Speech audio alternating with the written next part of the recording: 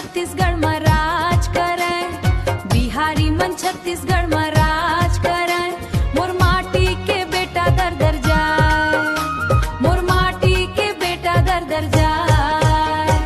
धान के कटोरा कहाए ये धरती, सोना उगथे खेत खार मा।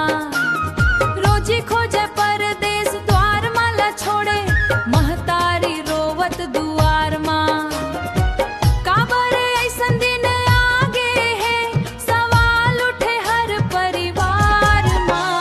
छत्तीसगढ़िया मन परदेस कमाए, मोर माटी के बेटा दर दर जाए, मोर माटी के बेटा दर दर जाए।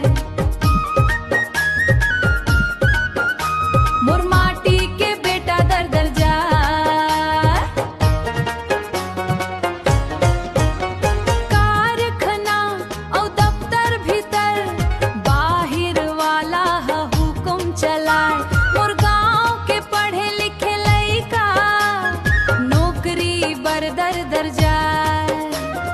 जागो संगवारी आवाज उठावो, हक अपन सब मिल के पाए।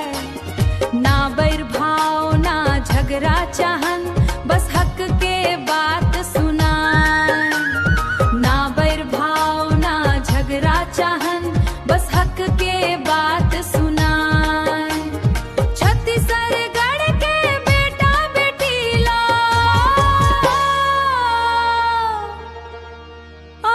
धरती ममान दिलाए। छत्तीसगढ़िया मन परदेस